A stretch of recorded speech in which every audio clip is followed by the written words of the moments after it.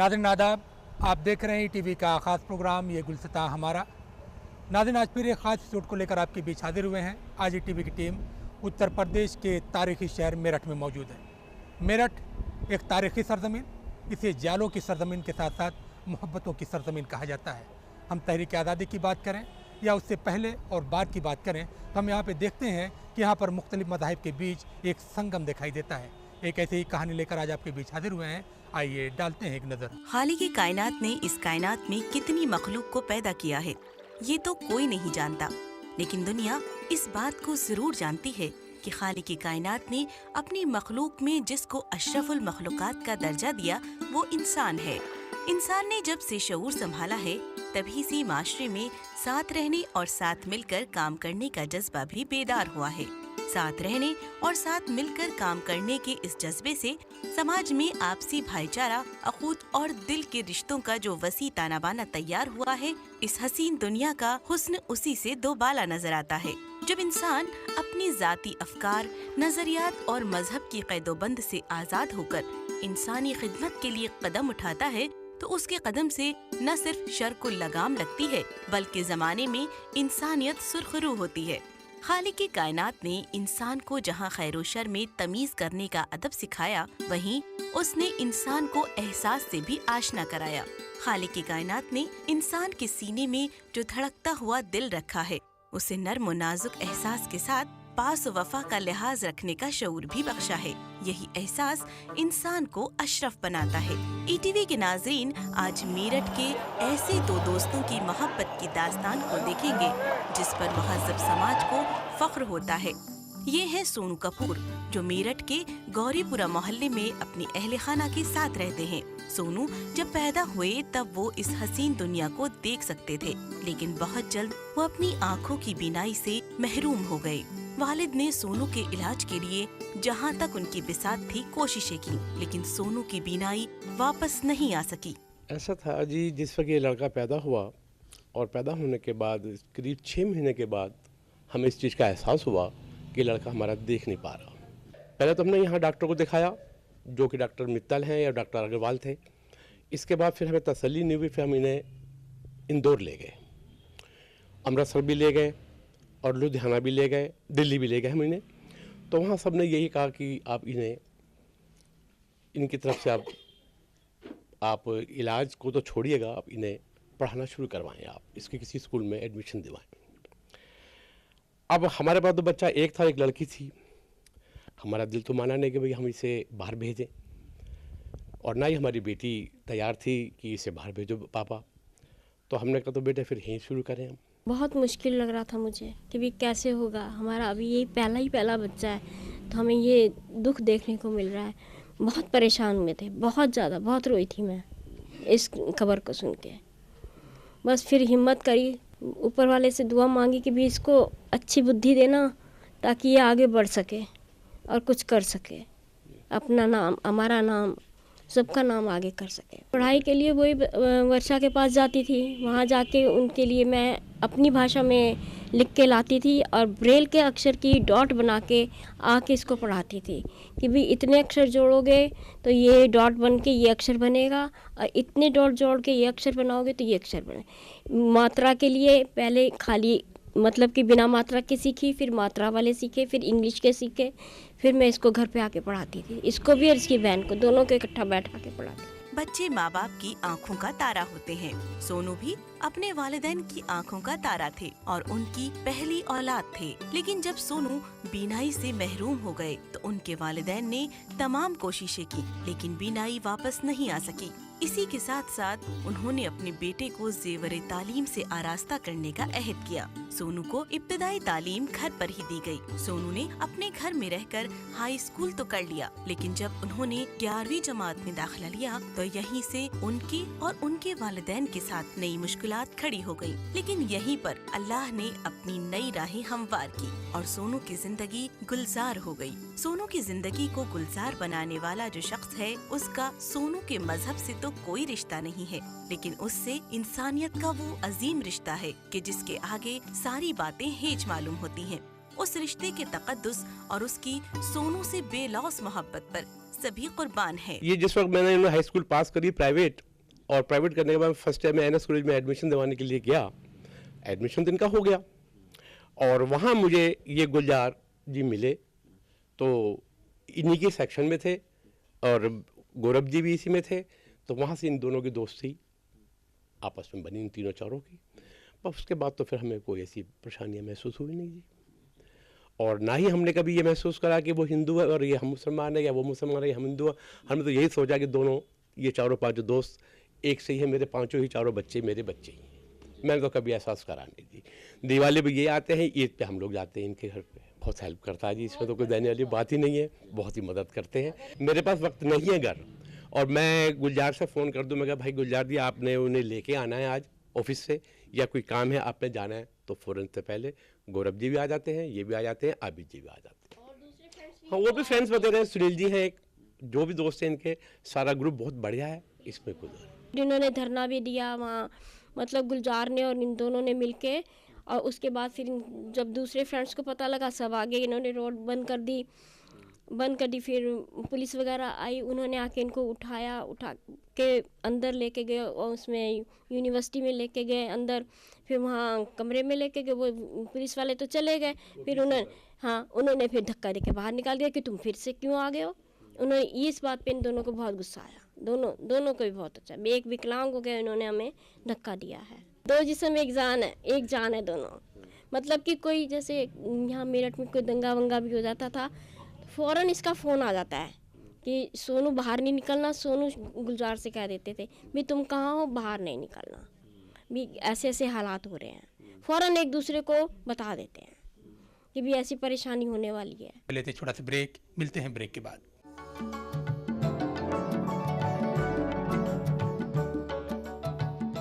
दोस्तों, ब्रेक के बाद एक बार फिर आप सबका खैर मकदम, और आप देख रहे हैं टीवी का ख़ास प्रोग्राम ये गुलसिता हमारा। दोस्तों, इस वक्त हम मौजूद हैं मेरठ के उस मंजिल में, उस घर में जहां पर मोहब्बतों के पैगाम, मोहब्बतों के चिराग जलते हैं। सोनू और गुलजार यहाँ के लोगों के लिए एक उपमा बन चुके हैं। दोस्ती कैसे की जाए, आइए डालते हैं एक नजर। सरजमीन मेरठ को जियालों की सरजमीन के नाम से तो जाना ही जाता है, लेकिन मेरठ को मोहब्बत की सरजमीन से भी जाना जाता है। मेरठ की तारीख से मिलता है, मौरखीन का इंडस वैली सिविलाइजेशन का मतालबा करने से मालूम होता है कि इस शहर का रिश्ता हयात ख्याल है कि इस कदीम शहर को मंदोदरी के वालिद माया ने बसाया था। रावण की शादी यहीं पर माया की साहबजादी मंदोदरी से हुई। इब्तिदा में इसका नाम मईदत खेरा हुआ, उसके बाद मई राष्ट्रा था, जो तगय्युर ज़माना के बाद मई राष्ट्रा के नाम से मशहूर हुआ। मौजूदा में मेरठ को मुल्क और बैरून मुल्क में मीरूत के नाम से जाना जाता है। इसी तारीखी शहर के मोहल्ले गौरीपुरा में सोनू कपूर रहते हैं, तो जाकिर नगर कॉलोनी में गुलजार अपने भाइयों के साथ अपनी जिंदगी को खुश असलूबी के साथ में गुजार रहे हैं। इंसान मोहब्बत, वफा और खुलूस का पैकर होता है, और खालिक कायनात ने जिस इंसान को इस शऊर से आशना किया है, वो हमेशा अपनी जाती ऐशो आराम को तजकर इंसान की फलाह का काम करता है। गुलजार और सोनू कपूर को मेरठ में दो जिस्म और एक कालिब के हवाले से सब जानते हैं, लेकिन यहाँ ये भी बताते चले कि दोनों को कुदरत ने मुकम्मल नहीं बनाया है। सोनू आँख की बीनाई से महरूम है, तो गुलजार पैरों से माजूर हैं। जिस तरह से सोनू पैदाइशी तौर पर बिसारत से महरूम नहीं थे, उसी तरह गुलजार भी पैदाइशी तौर पर माजूर नहीं थे, लेकिन पोलियो ने उन्हें माजूर बना दिया। गुलजार की पोलियो में मुब्तला होने से उनके वालिदैन को सख्त सदमा हुआ। उन्होंने गुलजार के इलाज के लिए बहुत कोशिशें की, अपनी जिंदगी का सारा सरमाया लगा दिया, लेकिन गुलजार किसी तरह से सेहतयाब नहीं हो सके। गुलजार के वालिद की इसी सदमे में मौत हो गई। वालिद के इंतकाल के बाद वालिदा और भाइयों ने गुलजार को सहारा दिया। गुलजार ने अपनी मेहनत और लगन से तालीम हासिल करने का सिलसिला शुरू किया, लेकिन इसी दरमियान गुलजार की वालिदा का भी इंतकाल हुआ, और वो जनाजे में शामिल होने के बाद भी अपनी वालिदा को जनाजे में कंधा नहीं दे सके, तो उन्हें बहुत ही अफसोस हुआ। इस वाक़ये को आज भी जब वो याद करते हैं तो उनकी आँखों से अश्क जारी हो जाते हैं। जिंदगी में एक वक्त ऐसा आया जब मुझे महसूस हुआ कि मैं विकलांग हूँ। 2002 में मेरी वालिदा का इंतकाल हुआ, जनवरी में। तो गमगीन माहौल, पता नहीं मैं रो नहीं रहा था, मैं कुछ और सोच रहा था। फिर सब तैयारियां हुई, उसमें मैंने कभी अपने परिवार में नहीं बताया। एक इंटरव्यू में ही फिर मैंने जब भी पहली बार कही तो परिवार में सब बड़े गमज़दा थे। मुझे वो एहसास हमेशा रहेगा कि मैं अपनी वालिदा के जनाजे को खांसा नहीं दे पाया, वो केवल और केवल पोलियो की वजह से।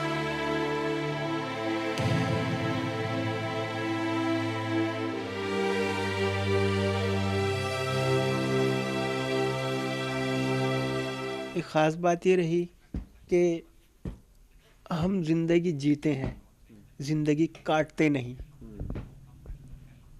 हम हर लम्हे को जीते हैं, काटते नहीं। सोनू जी और हम जब साथ होते हैं तो मुझे कभी कमी का एहसास नहीं होता, पूर्णता का एहसास होता है।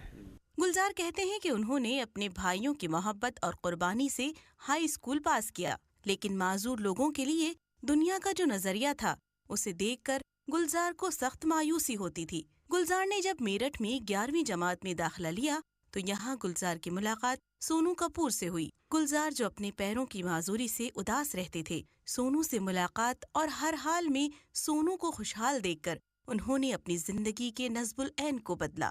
गुलजार कहते हैं कि दुनिया जिंदगी के एक एक लम्हे को गुजारती है, लेकिन वो जिंदगी के एक एक लम्हे को जीते हैं। मुझे जो ज़्यादा शर्म आती थी या परेशानी होती थी ऊपर चढ़ने में होती थी, क्योंकि ऊपर चढ़ने में जीने पे क्लास हैं। उस वक्त मुझे लगता है आधी दुनिया ऊपर ही रहने लगी है। कोचिंग जा रहे हैं तो ऊपर, कॉलेज जा रहे हैं तो एक क्लास ऊपर। बड़ी परेशानी होती थी। तो उस चीज़ में मैं ऐसे सोचता था कि मैं पहले देखूं कोई मुझे देख तो नहीं रहा है, तब मैं ऊपर चढ़ूं। लेकिन जब मैं सोनू भाई से मिला तो फिर मैंने उस थ्योरी को चेंज किया।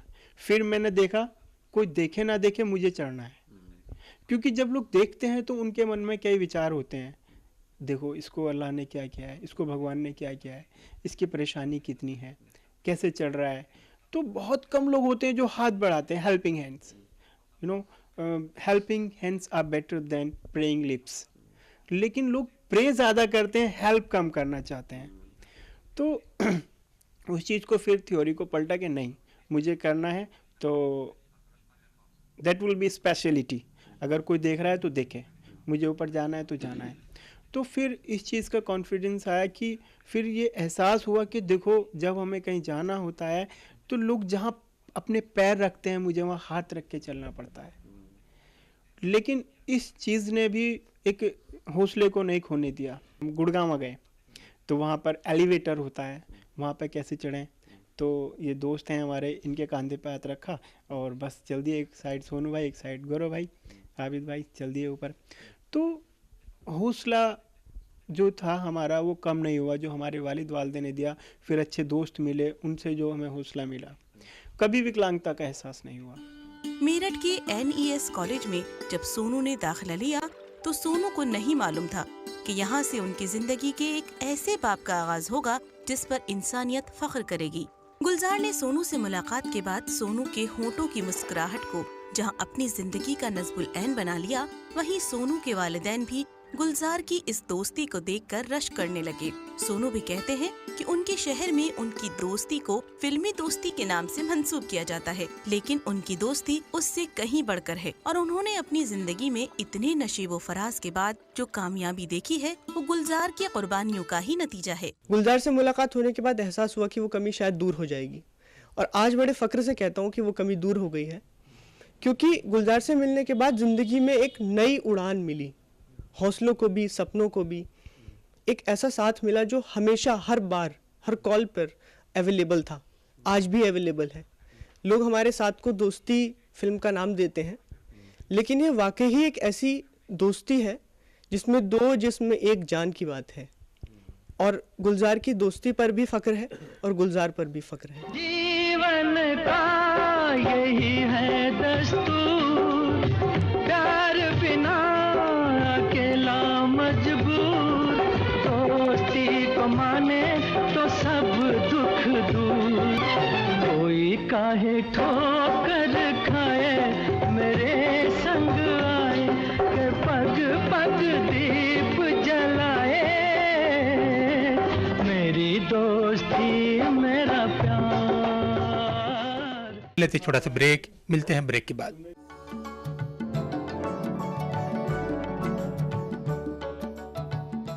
गुलजार को हुकूमत उत्तर प्रदेश ने जहां पर इनाम से नवाजा, उसको सर्टिफिकेट दिया, वहीं पर अगर हम सोनू की बात करें तो अपने पैरों पर खड़ा है।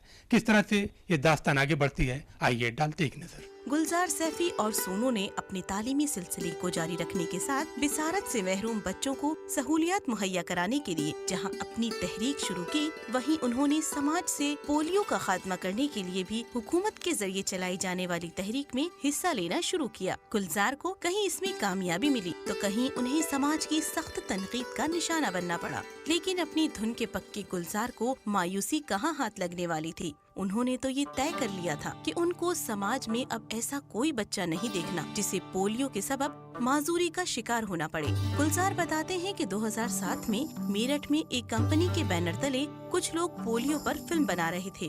उन्होंने डॉक्यूमेंट्री फिल्म के लिए उनसे रुजू किया। घर वालों के मशवरे के बाद उन्होंने खिदमत खल्क की गर्ज से फिल्म में काम भी किया, लेकिन शूटिंग के बाद एक अरसे तक उसके बारे में कोई इत्तला नहीं मिली।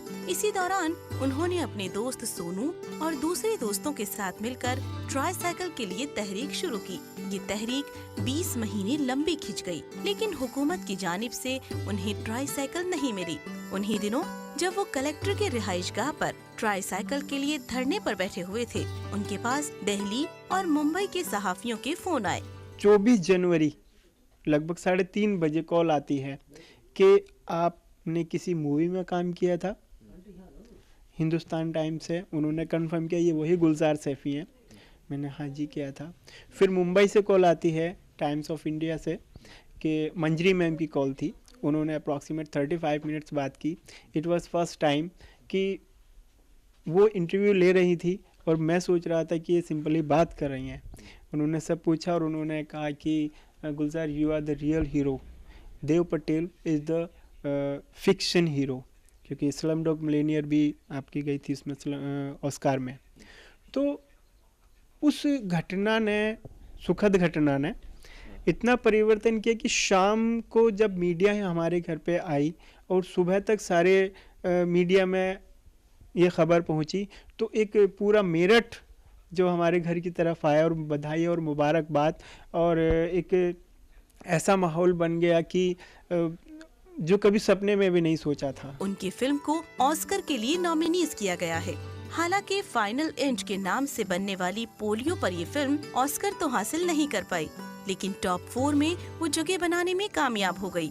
यहाँ से गुलजार को जो कामयाबी मिली उसने उनके हौसले को और बुलंद किया, और वो दिन भी आया जब 2013 में हुकूमत उत्तर प्रदेश ने उन्हें रोल मॉडल अवार्ड से सरफराज किया। पोलियो अभियान से शुरू से जुड़े रहे, गली मोहल्ला स्कूल से लेकर के जिला स्तरीय रैली तक जो हमारी ऑफिशियल रिलीज़ होती हैं मेरठ सिटी में, उसमें भी सोनू भाई, मैं और मेरे दोस्त हम उसमें कंट्रीब्यूट करते हैं जितना भी हो पाता है। वो मूवी जो ऑस्कार में गई वो भी पोलियो से ही संबंधित थी, उसके ख़ात्मे के लिए ही थी। हमारे उत्तर प्रदेश सरकार ने state level excellent role model award से सम्मानित किया, जिससे मुझे वाकई वास्तव में एक हकीकी खुशी महसूस हुई कि हमारी सरकार ने हमें इस चीज़ को ध्यान में रखते हुए एक बहुत बड़ा इनाम मेरे लिए रहा हो।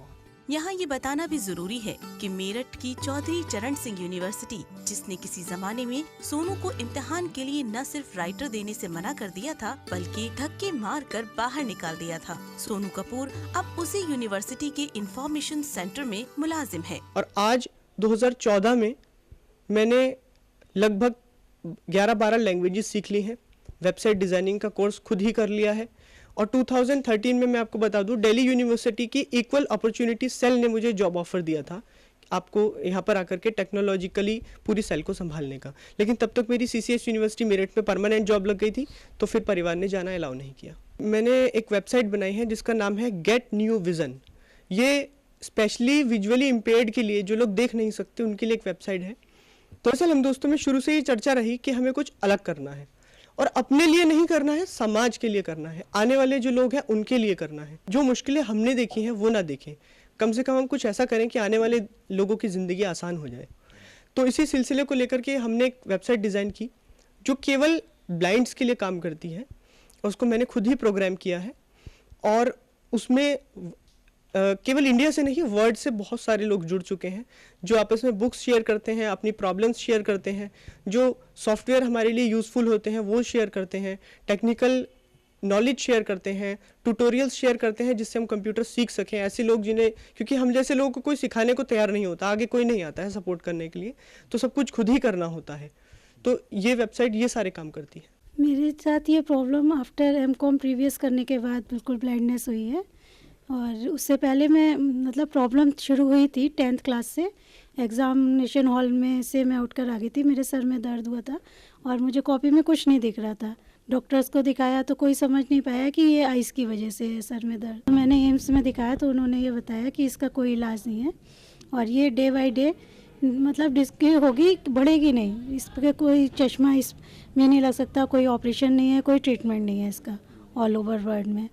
सोनू कपूर से शादी करके मैं बहुत खुश हूँ, मुझे फैमिली बहुत अच्छी मिली है, मेरे मम्मी पापा दोनों बहुत अच्छे हैं, सब मतलब मैं पूरी तरह से सेटिस्फाइड हूँ अपनी लाइफ से। दोस्ती की मिसाल तो हमारे वहाँ तक फेमस है, मायके में भी सबको बहुत पसंद है। सोनू गुलजार से समझ लो भाई वाला ताल्लुक है, क्योंकि हम 2000 से ही हम साथ में रहे, 11th में मिले थे, बाकी हम सब तब से ही हम सब दोस्त रहे हैं और तब से ही एक साथ ही बस एक मुहिम छेड़ रखी है कि विकलांगों के लिए कुछ करना है। इनकी दोस्ती को देखकर हमें शायद दोस्ती करनी भी आ गई है, पहले हम पे दोस्ती करनी नहीं आती थी ना निभानी आती थी, तो ये बस इन दोनों को देखकर ये जज्बा हुआ कि भाई दोस्त हों तो ऐसे हों और ऐसे ही रहना चाहिए। और अक्सर लोग भाई कहते हैं, मैंने भाई नहीं कहता, मैं दोस्ती कहता हूँ। अक्सर भाइयों में झगड़ा हो जाता है, कभी पैसों को लेकर, कभी किसी चीज़ को लेकर, तो मैं दोस्ती कहूँगा, भाई नहीं कहूँगा ना। मेरे दोस्त हैं और इंशाल्लाह ये दोस्ती रहेंगे, जब तक इस शरीर में सांस है हम दोस्त रहेंगे और दुनिया को ये पैगाम देते रहेंगे और हमारे देश को इस पैगाम की बड़ी ज़रूरत है, भाईचारे की। गुलजार की दोस्ती ने सोनू को एक मंजिल तक पहुंचा दिया है, लेकिन गुलजार की जिंदगी में अब भी बहुत सी मसाइल बाकी हैं। गुलजार की समाजी खिदमत पर उन्हें हुकूमत की जानिब से और दूसरे इदारों से एजाज तो बहुत मिल चुके हैं, लेकिन आला तालीम हासिल करने के बाद भी गुलजार बेरोजगार हैं। गुलजार ट्यूशन पढ़ाकर अपनी किफालत करते हैं और अगर हुकूमत इस जानिब नजर करे तो गुलजार की जिंदगी भी गुलजार हो जाए। दोस्तों, दोस्ती एक ऐसे जज्बे का नाम है जहाँ पर हर कदम पर खुलूस और ईसार की ज़रूरत होती है। किसी शायर ने बहुत खूब कहा है कि दोस्ती जज्बे ईसार से परवान चढ़ती है, खुलूस से दिल न हो तो दोस्ती से कुछ नहीं होता। दोस्तों, हमारा प्रोग्राम यहीं पर ख़त्म होता है। हमारा प्रोग्राम आपको कैसा लगा, आप अपनी राय हमें इस पते पर लिख भेजिए। हमारा पता है ये गुलसिता हमारा, ETV Urdu, Ramoji film city, Hyderabad 501512 और हमारा ईमेल ID responseurdu@etv.co.in। दोस्तों, हमें उम्मीद है कि आपने हमारा पता नोट कर लिया होगा। अगले हफ्ते फिर एक खास एपिसोड साथ आपकी खिदमत में हाजिर होंगे। तब तक के लिए टीम के साथ मेहताब आलम मुझे दीजिए इजाजत। आदाब। मज़हब नहीं सिखाता आपस में बैर रखना, आपस में बैर रखना। हिंदी है हम, वतन है हिंदुस्तान।